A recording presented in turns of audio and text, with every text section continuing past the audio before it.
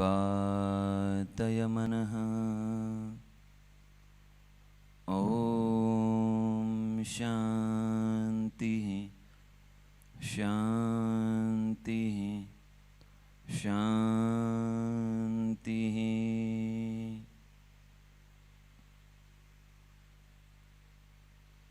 मानव जीवन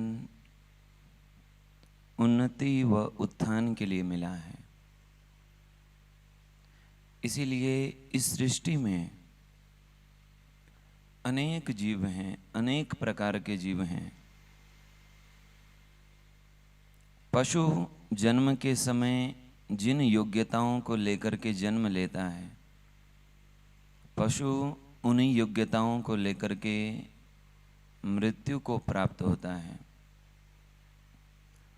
उन्हें कुछ अधिक देने की आवश्यकता भी नहीं पड़ती। उनके जीवन में जो कुछ है वो पर्याप्त है। प्रकृति ने, परमात्मा ने उन्हें पर्याप्त दिया है। इसीलिए उनका जो जीवन है और उनके जो जीवन का स्तर है वो एक ही रहता है, जन्म से मृत्यु तक। किंतु ईश्वर ने मानवों को एक विशेष योग्यता दी है, विशेष क्षमता दी है। इसलिए भगवद गीता में भगवान ने कहा, उद्धरेदात्मनात्मानं नात्मानं अवसादयेत्। अपना उद्धार करें, अपना उत्थान करें, और अपना उत्थान करना ही मनुष्य जीवन का उद्देश्य है। भगवान ने कहा, यह हमारे हाथ में है कि हम अपने जीवन का उत्थान कर रहे हैं या पतन कर रहे हैं। यह हमारे विचारों पर निर्भर है, यह हमारे चिंतन पर निर्भर है, यह हमारे कर्म पर निर्भर है, और यह हमारे विवेक पर, ज्ञान पर निर्भर है। और इसीलिए परमात्मा के द्वारा दी गई इस योग्यता का लाभ लेकर समाज में कोई लोग अच्छी ऊंचाई को पा लेते हैं और कोई लोग अपने ही अविवेक, अज्ञान, दुष्कर्मों से दुर्गति को प्राप्त होते हैं। इसीलिए हमारा जीवन हमारे हाथ में है। हमारे जीवन की स्वतंत्रता हमारे पास है कि हम अपने जीवन को क्या बना रहे हैं और कैसा बनाना चाह रहे हैं। एक बार एक पुत्र ने अपने पिता से पूछा, वास्तविक जीवन का मूल्य क्या है? जीवन में क्या किया जा सकता है? इसलिए बोध देने के लिए पिता ने अपने बच्चे से कहा, अच्छा ऐसा करो, एक लोहे का अंश है, लोहे का टुकड़ा, तुम इसे ले जा करके बेचने के लिए बाजार में जाओ, यानी इसका केवल भाव पता करके आओ। इसकी कीमत क्या है, इसका मूल्य क्या है, इस लोहे के टुकड़े का भाव, मूल्य, कीमत आप बाजार में पता करके आओ। वह बच्चा सबसे पहले गया, जो लोग रद्दी लेते हैं उनके पास गया। उन्होंने कहा, इस लोहे के टुकड़े की कीमत क्या होगी? उसने कहा, तुम रद्दी घर में आए हो तो यहाँ पर जो भी चीज़ ली जाती है वो रद्दी के भाव ली जाती है, इसलिए इस लोहे की कीमत केवल और केवल 2 रुपए है। मैं आपको इस लोहे के बदले 2 रुपए दे सकता हूँ। वापस गया, अपने पिता से कहा, रद्दी वाले ने मेरे इस लोहे की कीमत 2 रुपए लगाई है। पिता ने कहा, अच्छा ऐसा करो, अब इस लोहे के टुकड़े को आप लोहार के घर ले जाओ। तो फिर उस लोहे को टुकड़े को ले जा करके वह बालक लोहार के यहाँ गया। लोहार से कहा, भैया ये लोहे का टुकड़ा यदि मैं बेचना चाहूं तो इसकी कीमत क्या होगी? लोहार ने कहा, भैया इसकी कीमत, मैं यदि इससे छुरी बनाऊंगा तो इससे 2 या 3 छुरी बनेगी और इसकी कीमत हो जाएगी, फिर छुरी बनाने के बाद इसकी कीमत होगी 20 रुपए। वापस आया, अपने पिता से कहा, इस लोहे को मैं यदि लोहार के पास जाकर के इससे यदि लोहार से कुछ लोहे की चीज बनवाता हूं तो इसकी कीमत 20 रुपए होगी। फिर जहां पर ताले बनते हैं, चाबियां बनती है, उस के घर पर गया और उससे कहा कि इसकी कीमत बताओ। उसने कहा इससे 2, 3, 4 ताले बन जाएंगे छोटे छोटे, और यदि मैं उस तालों को बेचने के लिए जाऊंगा तो मुश्किल से उनकी कीमत 40 रुपए 50 रुपए मिलेगी। वापस आया, पिता ने कहा एक बार फिर जाओ, सुनार के यहाँ जाओ। वह बालक सुनार के पास गया और इसकी कीमत क्या हो सकती है आप ये बताएं।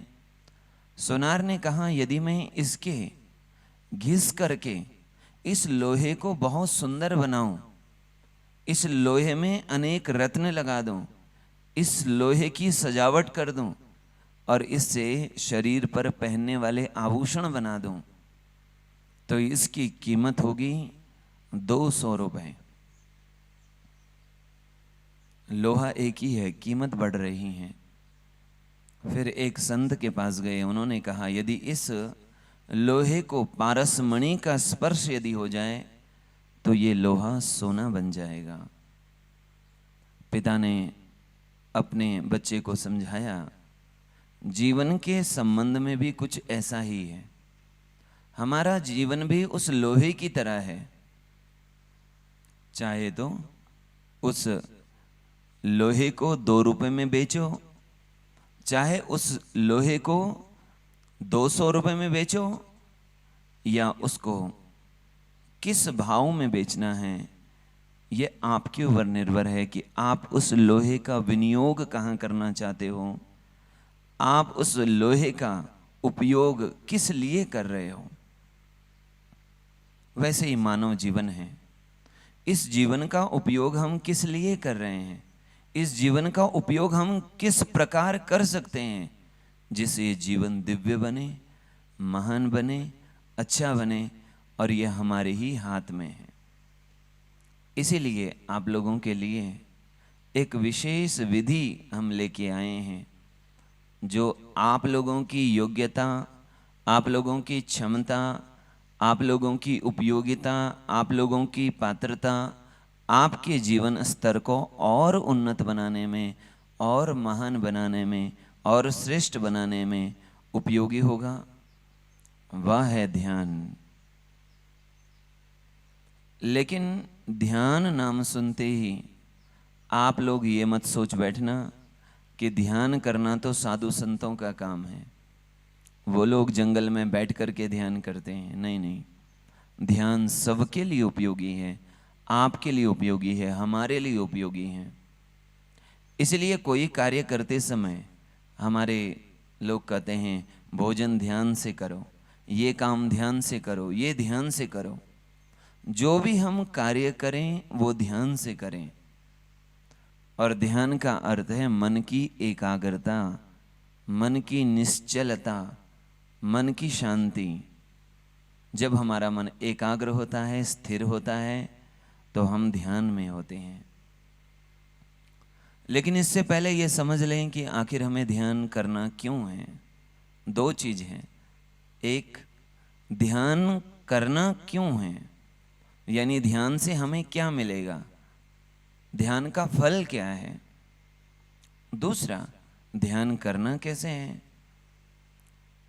तो आइए हम पहले समझें कि ध्यान करना क्यों है और ध्यान का फल क्या है। ध्यान से हमें क्या मिलेगा। यदि आप ध्यान करोगे तो आपको ध्यान करने से मिलेगा क्या। तो इसके लिए आइए आप लोग ध्यान से सुने।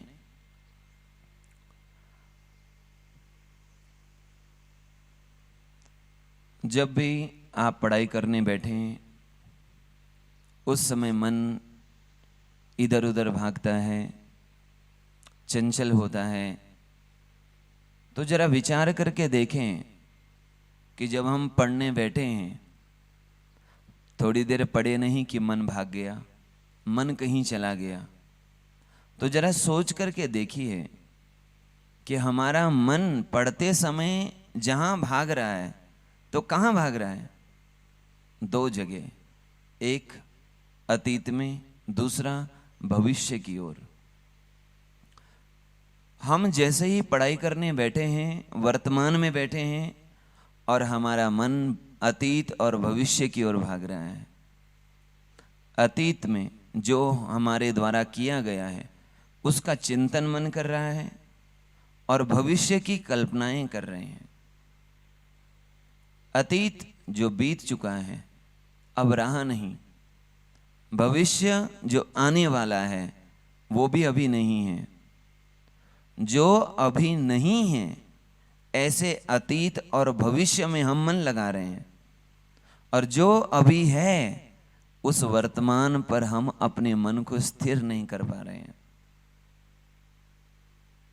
ध्यान हमें वर्तमान में स्थिर कराएगा, ध्यान हमें वर्तमान में रखेगा। जो मन हमारा अतीत की तरफ भाग रहा है, जो मन हमारा भविष्य की ओर भाग रहा है, यह ध्यान उस अतीत और भविष्य से छुटकारा दिलाएगा। यह ध्यान अतीत और भविष्य से आपको वर्तमान में लाएगा। वर्तमान में आप पढ़ाई कर रहे हैं, तो ध्यान आपको पढ़ाई में लाएगा, एकाग्र करेगा। केवल पढ़ाई के संबंध में नहीं, कोई भी कार्य क्यों ना हो, ध्यान हमें वर्तमान में लाएगा। क्योंकि ध्यान की प्रक्रिया में जब हम अभी बताएंगे कि हमें अपने श्वास पर ध्यान करना है। श्वास हम ले रहे हैं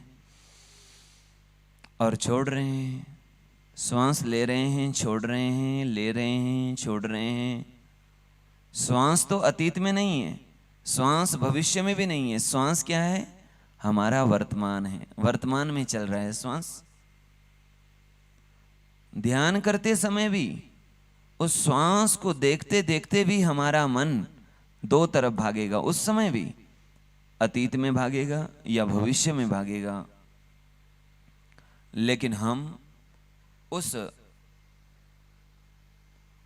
हम अभ्यास के द्वारा उस अतीत से और भविष्य से मन को वापस अपने केंद्र में लाएंगे, अपने वर्तमान में लाएंगे, और हमारा मन वर्तमान में रहे, हमारा मन हमारे केंद्र में रहे। यही तो ध्यान का फल है। दूसरी एक बात तो ये बात समझने की है, हमारा मन दो तरफ भाग रहा है, अतीत में और भविष्य में। अतीत जो अभी नहीं है, बीत चुका है, झूठा है अभी हमारे लिए। भविष्य जो अभी हमारे हाथ में है नहीं, वह भी अभी नहीं है। हमारा मन उस तरफ भाग रहा है जो अभी नहीं है, और जो अभी है वर्तमान, वहां एकाग्र नहीं हो पा रहा है। तो ध्यान हमें अतीत और भविष्य से वर्तमान में लाएगा। दूसरी बात, एक तो हमारे मन की चंचलता, हमारे मन की दौड़ ध्यान से दूर हो जाएगी, हमारा मन एकाग्र हो जाएगा। दूसरी बात, हम अपना जब काम कर रहे हैं, वर्तमान में ही कर रहे हैं, मन भी एकाग्र है, लेकिन हमारे मन में बुरे विचार आ रहे हैं, बुरे ख्याल आ रहे हैं, गंदे विचार आ रहे हैं, वो विचार आ रहे हैं जो नहीं आने चाहिए। वो चाहे भय के विचार हों या क्रोध के विचार हों, चाहे ईर्ष्या के विचार हों, चाहे काम के विचार हों, कोई भी विचार हों। लेकिन जब वो बुरे विचार हमारे मन में आते हैं, तो हम उन बुरे विचारों में खो जाते हैं। इसलिए हम कितना भी याद करें, कितना भी पढ़ें, अच्छी चीज़ हमारे मन में टिक नहीं पाती है। क्यों नहीं टिक पाती है? क्योंकि हमारे मन में बुरे विचारों का डेरा हो गया है, हमारे भीतर कूड़ा कचरा इकट्ठा हो गया है, व्यर्थ के विचार, व्यर्थ का चिंतन, व्यर्थ का मैल, व्यर्थ की गंदगी, ध्यान हमारे उस मैल को दूर करेगा। महाराष्ट्र के एक संत हैं स्वामी समर्थ रामदास। जगह जगह भ्रमण करते, जहाँ गांव में जाते गांव के लोगों को पता चलता, गांव के लोग आते, सत्संग होता, प्रवचन होता, और इस प्रकार की दैनिक चर्या चल रही है। अनेक लोगों को उनके सत्संग के लाभ से सद्मति मिली, सद्गति मिली, सद्विचार मिले, और संतों के संग से हमारे मन में अच्छे विचार तो आते ही हैं। एक बार की बात है, जब स्वामी समर्थ रामदास जी ज्ञान की बात कर रहे थे। यह ज्ञान ऐसा पवित्र है, ज्ञानाग्नि सर्वकर्माणि भस्मसात् कुरुते अर्जुन। ये ज्ञान ऐसा पवित्र है, और आप लोग विद्यार्थी हैं, ज्ञानार्थी हैं। विद्यार्थी का मतलब है विद्या के अर्थी, विद्या को चाहने वाले, विद्या के उपासक। आखिर वो ज्ञान जिसकी आप चर्चा कर रहे हैं, एक माता ने कहा, महाराज जी आप जिस ज्ञान की चर्चा कर रहे हैं, जिस ज्ञान को आप हमें समझा रहे हैं, बता रहे हैं, आखिर वो हमारे मन में बैठता क्यों नहीं है? यदि वो ज्ञान इतना शुद्ध है, पवित्र है, तो हमारे हृदय में क्यों नहीं टिकता? क्योंकि हम वो ज्ञान की बातें सुनते तो हैं, लेकिन ज्यादा समय तक टिकता नहीं है। आपके पास बैठते हैं तो सब कुछ समझ में आता है, ये बात अच्छी है, ये बात बुरी है, लेकिन आपका सत्संग जैसे ही छोड़ते हैं, वैसे ही फिर हमारे वही विचार, वही चिंतन, ज्ञान कहीं रहता नहीं। तो स्वामी जी ने कहा कि अच्छा ऐसा करो, आप माता हमारे लिए आप खीर बना करके ला सकती हो। उनको बड़ी खुशी हुई कि स्वामी जी ने हमको खीर बनाने के लिए कहा, सबको कहते नहीं, मुझे कहा। इसलिए इस खुशी में उन्होंने खीर बनाई, और वो इतनी सुंदर खीर बनाई है, बड़ी मेहनत की। दूसरे दिन जब सत्संग का समय हो रहा था, उस समय सब लोग आ रहे थे। स्वामी जी ने आज एक लीला की। जहाँ बैठे थे जंगल में, वहीं थोड़ी दूर में एक नाली बह रही थी। नाली में कीचड़ था। अपना कमंडलू नाली के पास ले जा करके उसमें कीचड़ भर लिया और लेकर के आ गए, अपने आसन पर बैठ गए। वह माता बहुत सुंदर खीर बना करके लाई थी, बड़ी मेहनत से बना करके लाई, और स्वामी जी को प्रणाम किया। स्वामी जी आपकी इच्छा खीर की थी, मैंने बहुत मेहनत से, बहुत प्रेम से बना करके लाई हूँ। आप कहिए कहाँ रखना है? आपके पात्र में पाएंगे या मेरे पात्र में पाएंगे? स्वामी जी ने कहा मैं अपने पात्र में ही अपनी आपके द्वारा लाई हुई खीर पाऊंगा। स्वामी जी ने अपना कमंडलो आगे रखा, लो इस कमंडलो में खीर डाल दो। माता ने जैसे ही अपने कमंडलों का ढक्कन निकाला, आगे बढ़ी, खीर डालने लगी। उसने देखा कि स्वामी जी के कमंडलों में तो आधा कमंडलों कीचड़ का भरा है। स्वामी जी इसमें कीचड़ है। स्वामी जी ने कहा कोई बात नहीं, डाल दो। नहीं नहीं, इस गंदे कीचड़ में मैं अपनी खीर डाल दूं? इतनी मेहनत से बनाई मैंने। स्वामी जी ने कहा एक बात बताओ, तुमने खीर किसके लिए लाई है? मेरे लिए ना? हाँ हाँ, आपके लिए लाई हूं। तो मैं कह रहा हूं ना कि आपने जो खीर लाई है वो इस पात्र में डाल दो।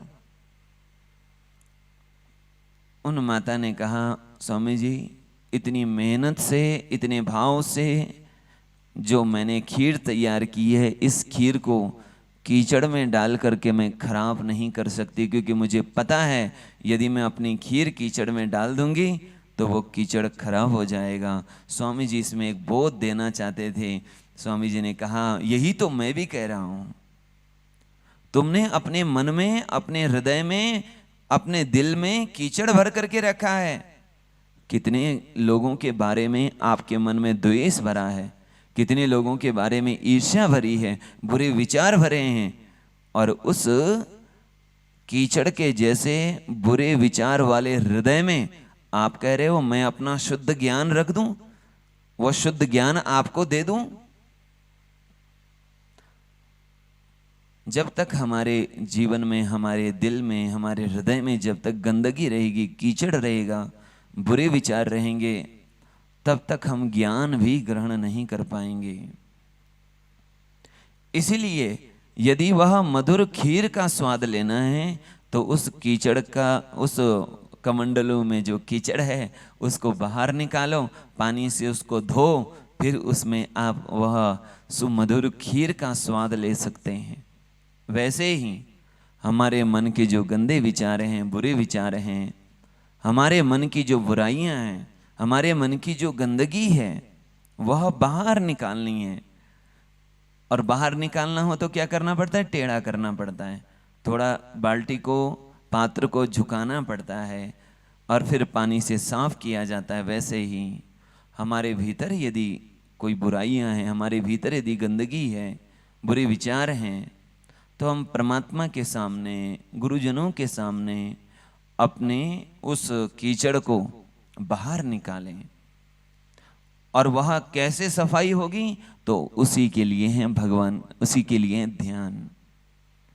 ये जो ध्यान हम बताएंगे, इस ध्यान से हमारा वह कीचड़ बाहर निकल जाएगा, हमारी वह गंदगी बाहर निकल जाएगी, हमारे वो बुरे विचार बाहर निकल जाएंगे। और जब वो बुरे विचार बाहर निकल जाएंगे तब हमारा अंतःकरण शुद्ध होगा और उस शुद्ध अंतःकरण में सरस्वती माता का वास हो जाएगा।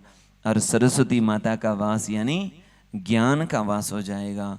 हमें ज्ञान होगा, हमें बोध होगा, जो हम पढ़ रहे हैं वो याद रहेगा, जो हम पढ़ते हैं वो हमारे जीवन में काम आएगा, जो हम पढ़ते हैं उसका उपयोग करके हम अनेक लोगों का हित कर सकते हैं, कल्याण कर सकते हैं, मंगल कर सकते हैं।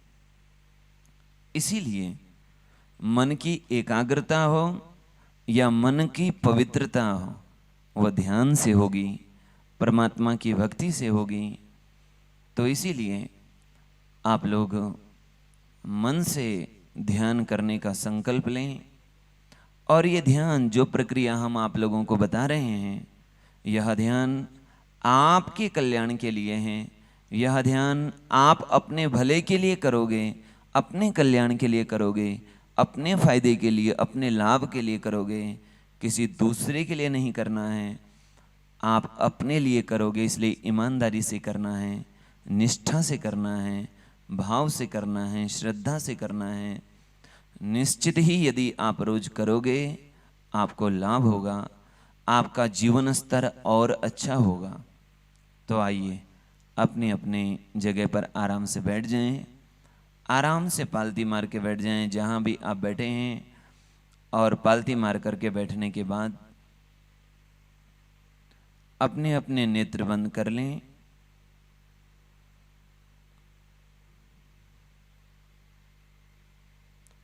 कमर और गर्दन सीधी करें।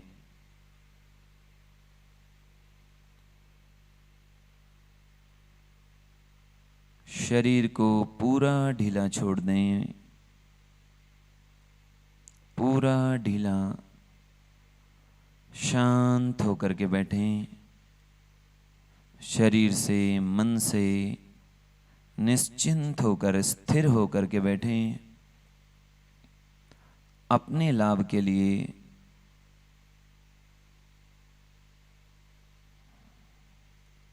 गहरी श्वास लें, धीरे धीरे श्वास छोड़ें। फिर एक बार गहरी श्वास लें, धीरे धीरे श्वास छोड़ें। इस प्रकार 2-3 बार करते रहें। गहरी श्वास लें धीरे धीरे और धीरे धीरे गहरी श्वास छोड़ें।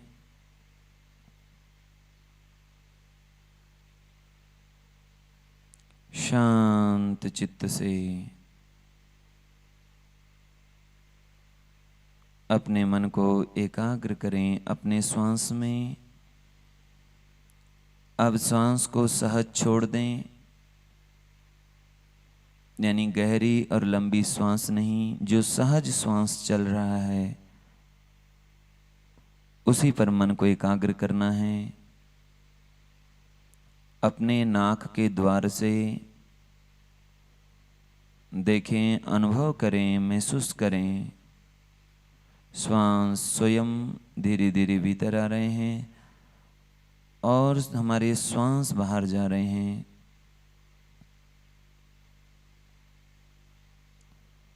मुझे केवल देखना है, बस करना कुछ नहीं है। यही देखना है, यही महसूस करना है। श्वास स्वयं भीतर आ रहे हैं, बाहर जा रहे हैं।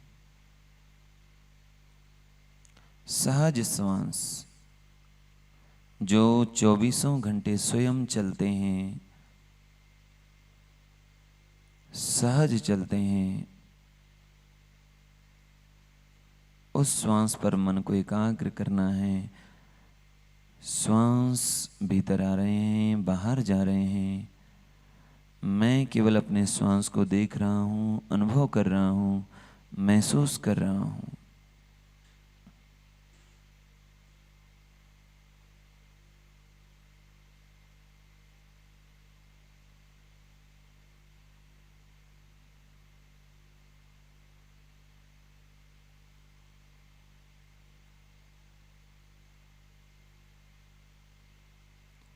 शांत चित्त से अपने श्वास पर ध्यान करते रहें।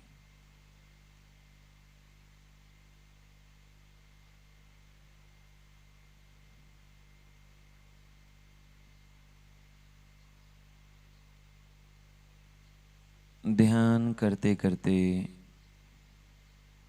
यदि मन इधर उधर जाए, फिर अतीत की चिंताओं में और भविष्य की संभावनाएं की तरफ यदि मन भागे,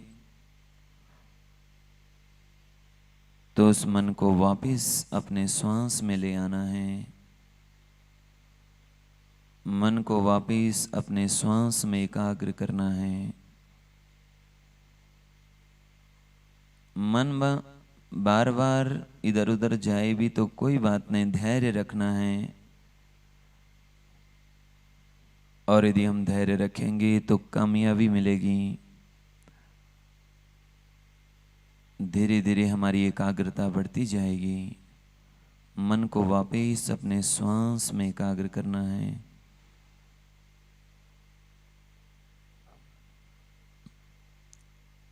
केवल श्वास को देखना है, केवल श्वास को।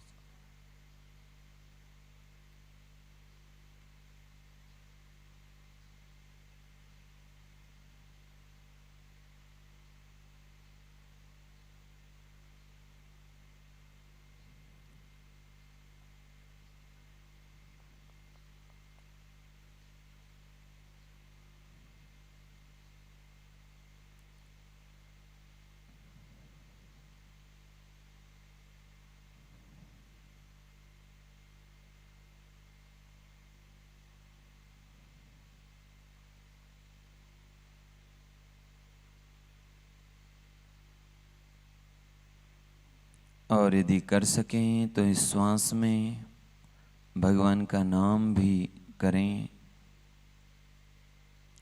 यही कि जब हम श्वास ले रहे हैं तो एक नाम, और श्वास छोड़ रहे हैं तो दूसरा नाम। श्वास ले रहे हैं तो एक नाम, और श्वास छोड़ रहे हैं तो दूसरा नाम। और नाम यही श्वास लेते समय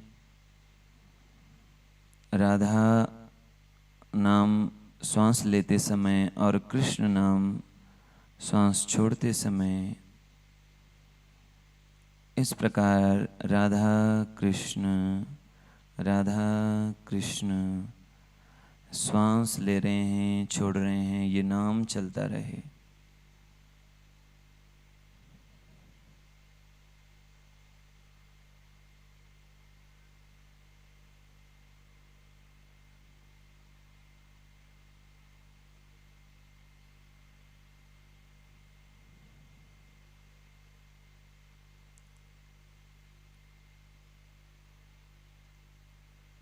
भाव करें, परमात्मा जैसे मंदिर की मूर्ति में है वैसे हमारे भीतर भी है।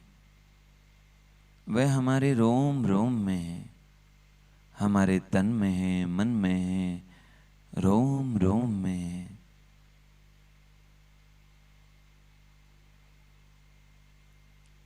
जिस परमात्मा की चेतना से मैं बोल पाता हूँ, सुन पाता हूँ, चल पाता हूँ, कार्य कर पाता हूँ,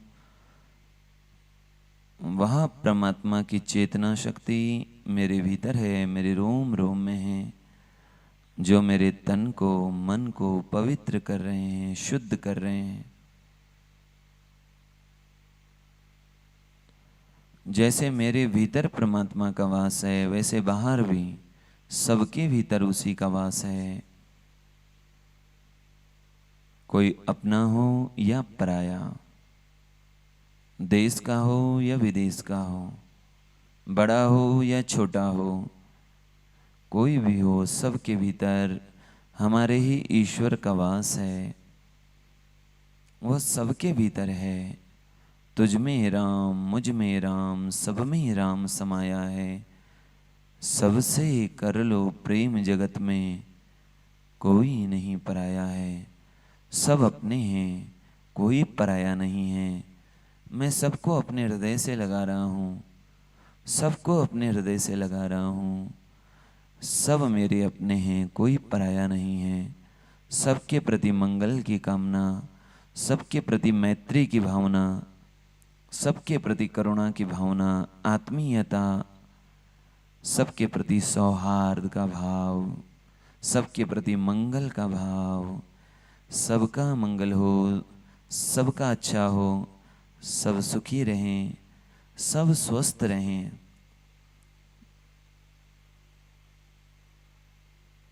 सर्वे भवन्तु सुखिनः, सर्वे सन्तु निरामया, सर्वे भद्राणि पश्यन्तु, मा कश्चित् दुःखभाग् भवेत्। दोनों हाथ मल के आँखों में लगाएं और फिर धीरे धीरे आँख खोलें।